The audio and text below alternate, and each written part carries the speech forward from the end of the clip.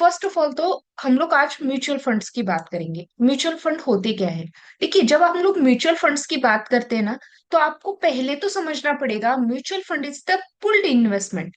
Pulled investment का क्या मतलब होता है कि मैंने यहाँ पे 100 लोगों से पैसे लिए और उसको एक ही एसेट में डाल दिया। जनरली देखिए, बैंकिंग हो या म्यूचुअल फंड हो, ये पूल्ड इन्वेस्टमेंट है। मतलब काफी सारे इन्वेस्टर्स से पैसे कलेक्ट करना और उन पैसों का यूज यहाँ पे हम लोग एक इंस्ट्रूमेंट में डालने के लिए करते हैं और वहां से हम लोग कुछ रिटर्न्स बनाते हैं। तो ये पूल्ड इन्वेस्टमेंट कौन करता है? देखो, म्यूचुअल फंड की अगर बात करें तो ये pooled investment mutual fund manager करता है, या फिर जो म्यूचुअल फंड का मैनेजर होता है उसके अंडर एक पोर्टफोलियो बनता है। जैसे हमारा स्टॉक का पोर्टफोलियो होता है, वैसे ही म्यूचुअल फंड मैनेजर एक पोर्टफोलियो बनाता है। उसमें अलग अलग असेट्स का यूज करके अलग अलग फाइनेंशियल इंस्ट्रूमेंट को के अंदर हमारे पैसे इन्वेस्टमेंट होते हैं। देखो, अगर मैं यहाँ पे बात करूं तो ऐसे होता है म्यूचुअल फंड के अंदर, for example 100 peoples are there. Okay, इन 100 लोगों से, अलग अलग 100 लोगों से के ग्रुप बनाए गए। ओके, फॉर एग्जाम्पल यहाँ पे 10 पीपल्स है, यहाँ पे 10 पीपल्स है। ओके, और इन सब का ग्रुप बनाने के बाद यहाँ से इनसे कुछ इन्वेस्टमेंट ली गई।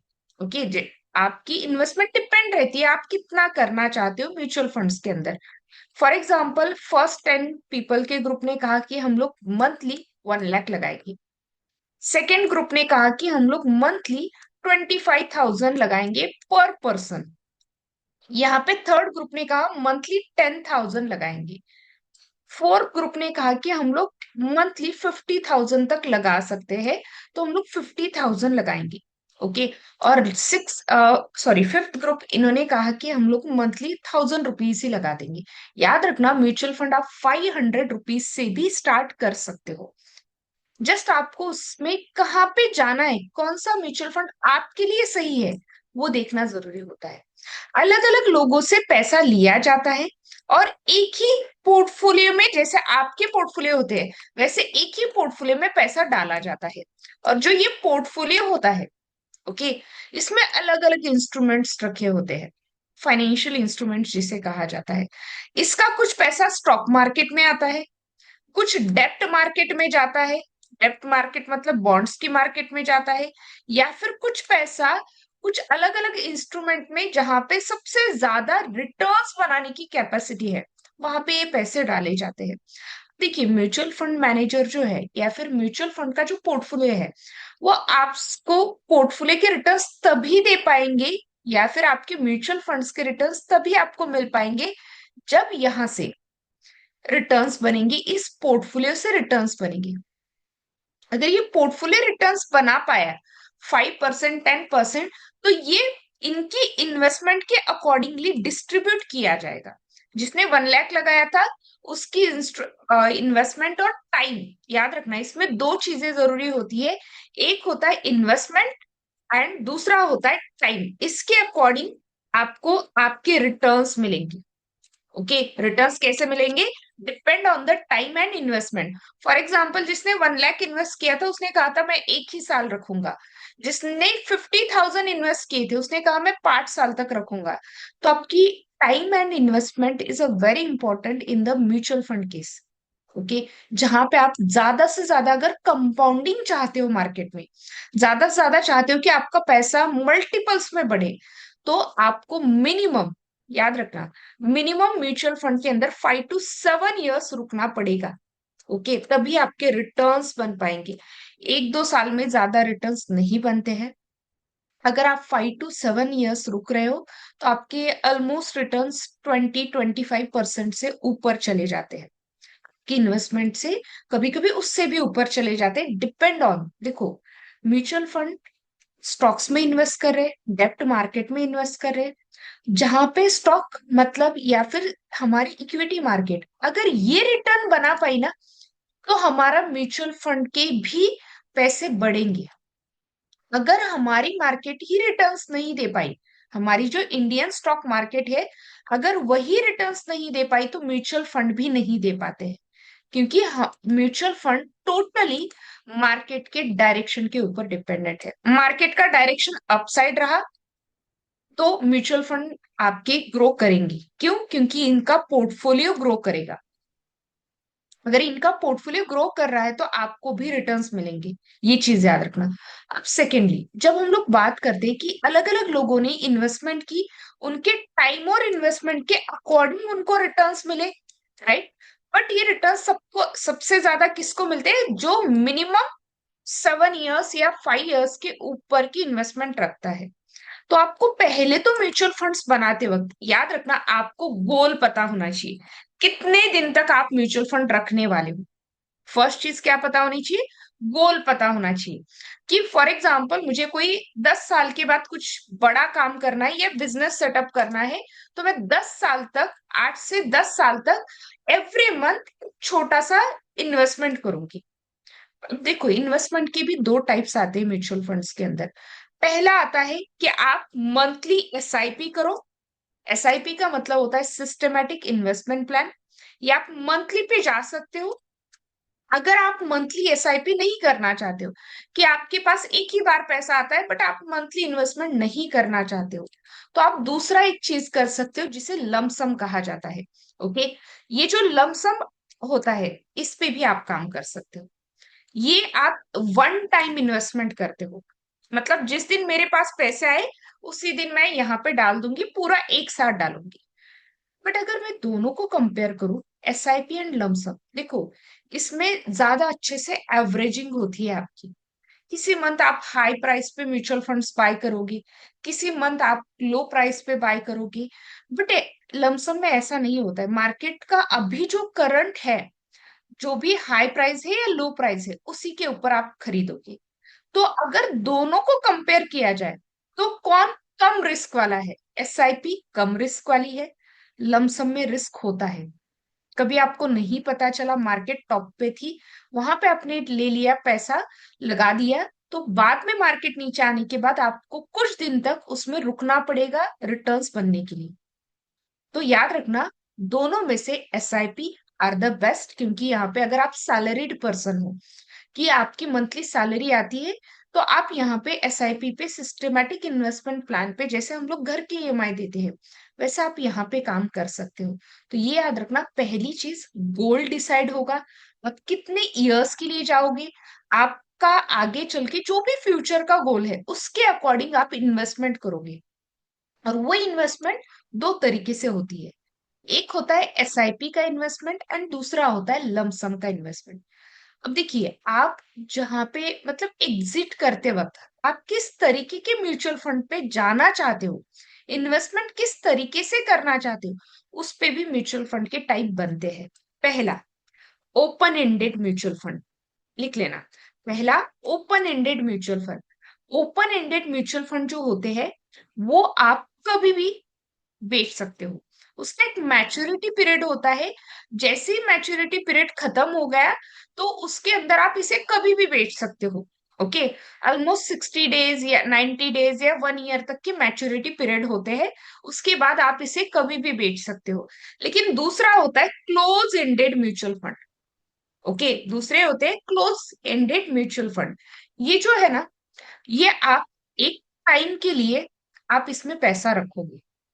ओके। रिटर्न्स की बात करें तो क्लोज एंडेड में पैसे ज्यादा बनते हैं, क्योंकि यहाँ पे आपका जो पैसे है वो लॉक होते हैं कुछ दिनों के लिए। तो यहाँ पे क्लोज एंडेड में आपके पैसे ज्यादा बनेंगे then the open ended mutual fund. Okay. तो ये याद रखना, पहले दोनों में से एसआईपी और लमसम में से SIPs are the good one, क्योंकि वहां पर रिस्क कम होती है। दूसरा, ओपन एंडेड और क्लोज एंडेड दो टाइप में से ज्यादा आपको रिटर्न्स दे पाएगा क्लोज एंडेड। ओके। अब इसके अंदर हम लोग बात करते हैं म्यूचुअल फंड्स के टाइप्स की, क्योंकि ये टाइप्स बनते हैं आपके रिस्क टेकिंग पे। आप किस तरीके के ट्रेडर हो या किस तरीके के इन्वेस्टर हो, इस पे इसके टाइप बनते हैं। देखो, अगर आप अग्रेसिव ट्रेडर हो, जनरली मार्केट में दो तरह के ट्रेडर या दो तरह के इन्वेस्टर्स होते हैं। पहला, अग्रेसिव पर्सन। ओके। तो आपके म्यूचुअल फंड अग्रेसिव ही होने चाहिए। जनरली म्यूचुअल फंड बनाते वक्त अपना रिस्क, पहले रिस्क प्रोफाइलिंग करना ज्यादा जरूरी होता है। रिस्क प्रोफाइलिंग करते वक्त आप कि रिस्क कितनी है, कि मैम मैं रिस्क उठाने के लिए रेडी हूं बट मुझे रिटर्न चाहिए।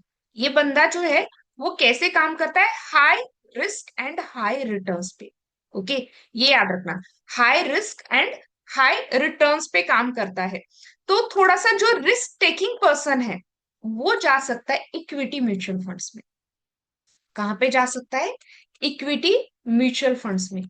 देखिए ये जो इक्विटी म्यूचुअल फंड्स होते हैं ना, इसके अंदर जब आप काम करते हो, ओके, इक्विटी म्यूचुअल फंड्स के अंदर जब भी आप काम करते हो ना, तो एक चीज याद रखना, इक्विटी म्यूचुअल फंड पूरी तरह से स्टॉक मार्केट के डायरेक्शन के ऊपर डिपेंडेंट है, क्योंकि इसमें आपके पैसे स्टॉक्स के अंदर ही जा रहे हैं। ओके, स्टॉक मार्केट ऊपर रही तो आपका पैसा बढ़ेगा, और यहाँ पे थोड़ा सा रिस्क हाई होता है क्योंकि मार्केट ऊपर नीचे करती रहती है। ओके, काफी बार अगर मैं 2020 से लेके 24 की बात करूं तो mutual fund has given a very awesome returns. Okay, worst से वर्स्ट म्यूचुअल फंड ने बहुत ज्यादा अच्छा रिटर्न्स दिया है।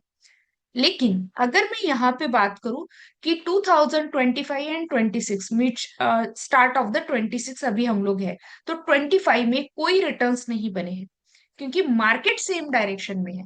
अगर मैं स्पेशली मार्केट की बात करूं, सी यहाँ पे देखिए, अगर हम लोग स्पेशली मार्केट की बात करें तो 2025 से, यहाँ पे देखिए 20 से लेके 25 यहाँ तक क्या हुआ है, मार्केट ने कोई रिटर्न्स दिए हैं? ये देखिए, दिस इज 25, राइट? यहाँ पे देखना, यहाँ से स्टार्ट करते हैं। ये देखिए यहाँ से यहाँ तक सिर्फ मार्केट साइडवेज है आज भी।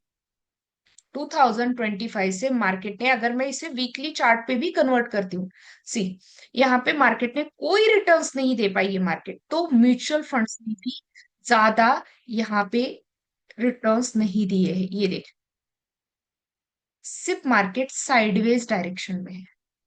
ओके, मार्केट सिर्फ साइडवेज डायरेक्शन में है। ये देखिए अगस्त 2024 के बाद मार्केट सेम डायरेक्शन में है, सेम रेंज में है।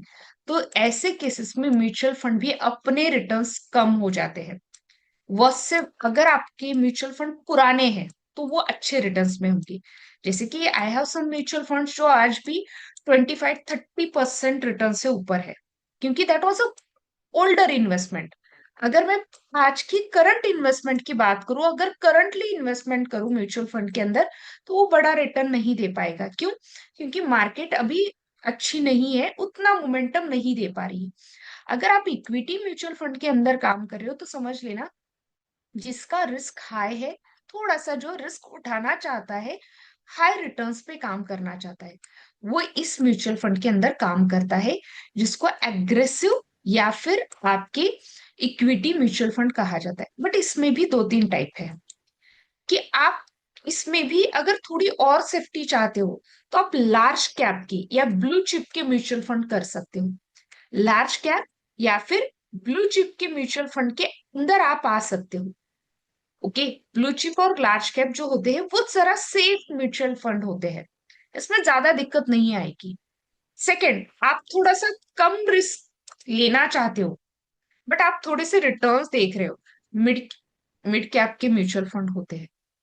एंड लास्ट, जिसमें ज्यादा रिस्क होती है, वो होते हैं स्मॉल कैप के म्यूचुअल फंड। अगर मैं कभी अलोकेशन करना चाहूँ, देखो जनरली अगर मुझे सिर्फ इक्विटी म्यूचुअल फंड के अंदर ही काम करना है और मुझे इसमें अलोकेशन करनी है, तो याद रखना, आप अपने हिसाब से कर सकते हैं। मैं इन जनरल आपको बता देती हूँ, लार्ज कैप या ब्लू चिप में अगर आपके पास तीनों में काम करना है और इक्विटी में ही रहना है, तो आप 60% आपकी capital, 50 to 60% capital large cap में डालो। ओके, मिड कैप में आपकी 20-25% जानी चाहिए। ओके, 20 से लेके 30% डाल दो यहाँ पे, जिनको थोड़ा सा रिस्क कम उठाना है, सेफ्टी की तरफ ज्यादा काम करना है। 20 to 30% ऑफ द कैपिटल आपकी मिड कैप म्यूचुअल फंड्स में जाएगी। And third was the small cap, जिसमें हमें रिस्क कम लेना है, मैं अपना 10% ही कैपिटल डालूंगी। ओके, तो ये याद रखना। इसके साथ अगर आप ऐसे भी करना चाहते हो तो आप मल्टी कैप पे जा सकते हो। ओके, आप अपने लिए अपना प्लान चूज कर सकते हो कि मल्टी कैप में तीनों आते हैं। मल्टी कैप में कौन आता है? Large plus mid cap plus small cap, इन तीनों को कंबाइन करके आपको मल्टी कैप के म्यूचुअल फंड्स मिलते हैं।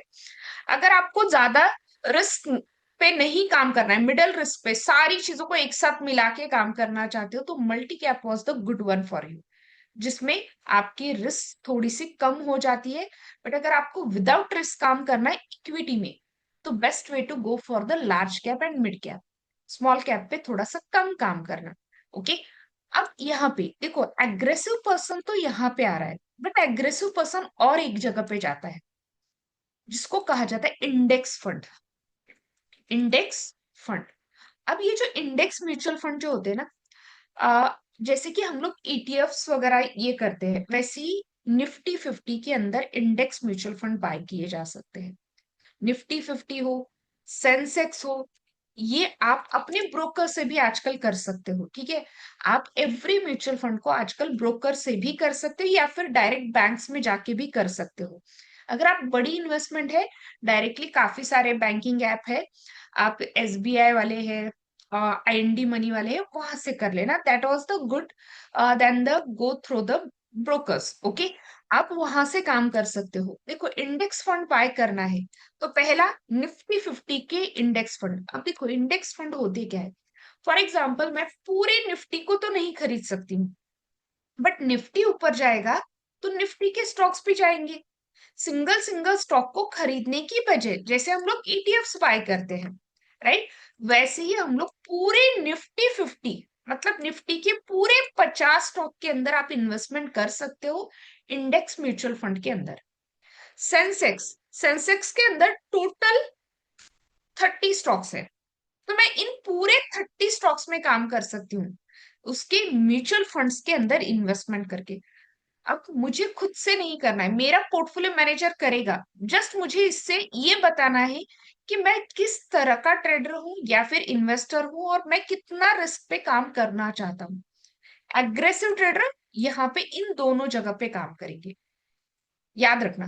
बट अगर आपको कोई भी रिस्क नहीं लेनी है कि मैम मुझे रिस्क तो नहीं लेनी है, बट मैं अपना पैसा मार्केट में रख के सेफ तरीके से काम करना चाहता हूँ, सेफ्टी पे ज्यादा वर्क करना चाहता हूँ, तो याद रखना फिर आपको यहाँ पे, मतलब आप किस तरीके के ट्रेडर हो, आपको थोड़ा सा कम रिटर्न्स बना तो भी चलेगा, तो आप इन्वेस्टर हो कंजर्वेटिव टाइप के।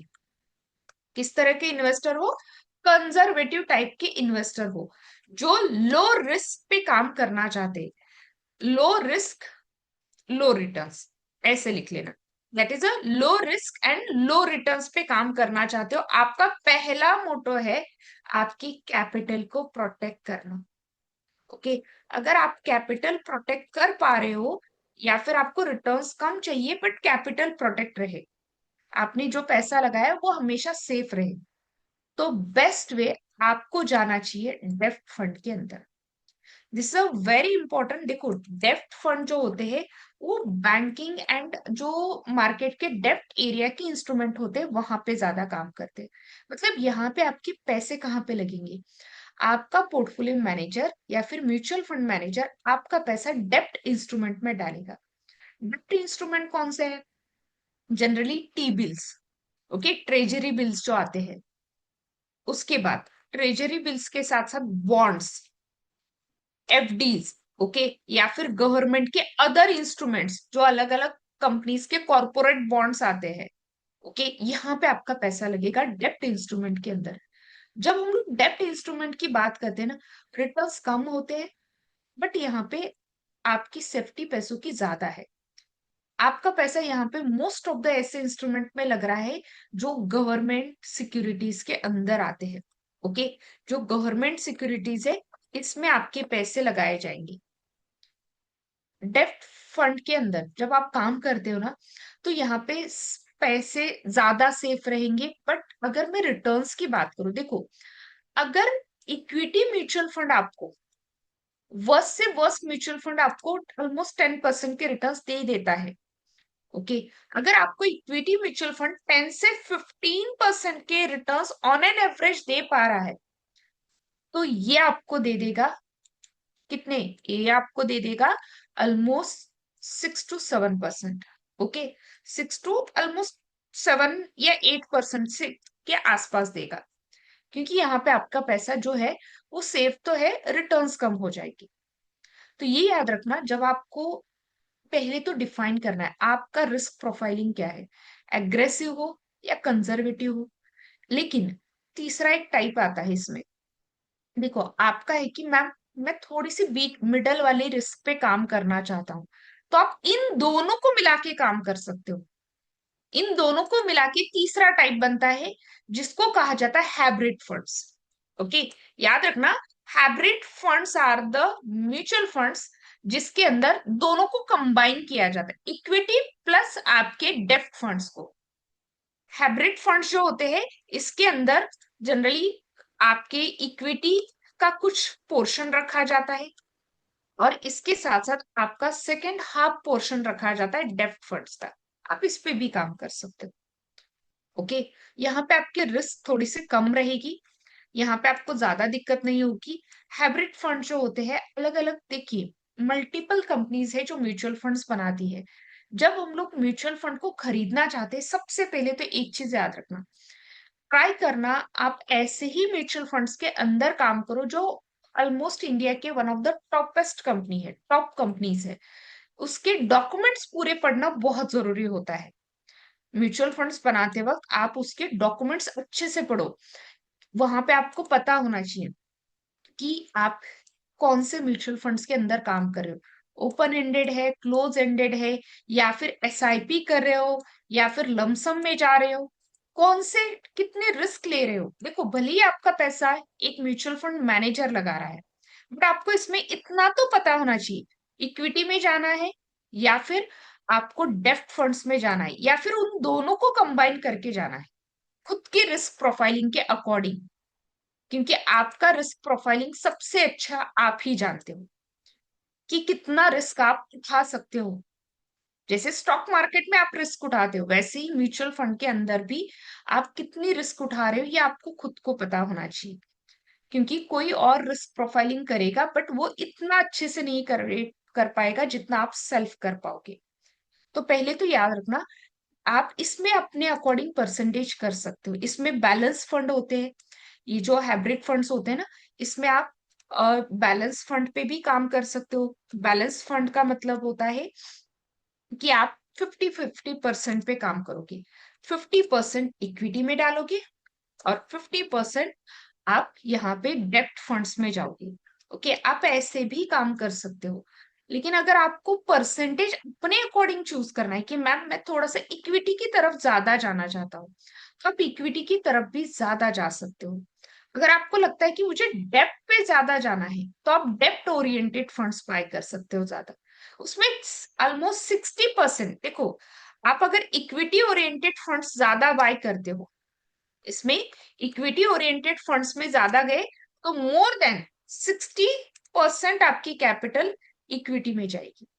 ओके, आपका म्यूचुअल फंड मैनेजर आपकी 60% कैपिटल इक्विटी में डालेगा और रिमेनिंग डेप्ट फंड में डालेगा, रिमेनिंग 40% डेप्ट में डालेगा। लेकिन अगर इसके अपोजिट आप करते हो, आपने कहा डेप्ट ओरिएंटेड फंड्स में ज्यादा जाऊंगा, तो वो आपकी 60-70% कैपिटल कहाँ पे डालेगा, वो अपनी 60-70% कैपिटल सिर्फ डेप्ट में डालेगा, बची हुई इक्विटी में डालेगा। तो ये याद रखना, आपको पहले डिफाइन करना आना चाहिए कि आपको कहाँ पे जाना है। अगर आप ये कर लेते हो, या फिर ऐसे ही कि मैम मेरे पास पैसे है बट मैं उन पैसों का यूज सिर्फ टैक्स बचाने के लिए करना चाहता हूँ, तो एक चीज होती है जिसमें आप काम कर सकते हो, जिसको कहा जाता है ELSS, equity linked saving scheme. ये under 80C income tax act के अंदर आता है।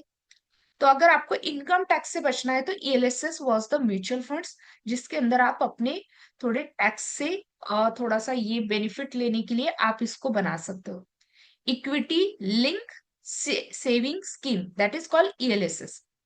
इस पे भी आप काम कर सकते हो। This is a very important कि आप किस तरीके के इन्वेस्टर है, उसी के अकॉर्डिंग आपका टाइप बनेगा। हाई रिस्क वाला इक्विटी में जाएगा, मिड रिस्क वाला डेप्ट में जाएगा, जिसको थोड़ा सा कम रिस्क लेना है बट रिस्क लेगा वो पर्सन, वो हाइब्रिड में जाएगा, लेकिन जिसको सिर्फ टैक्स से एग्जम्प्ट होना है वो इलेसिस में जाएगा। तो ये याद रखना, जब आप म्यूचुअल फंड्स बनाओगे एटलीस्ट आपको इतना तो पता होना चाहिए कि किस जगह पे आपको काम करना है।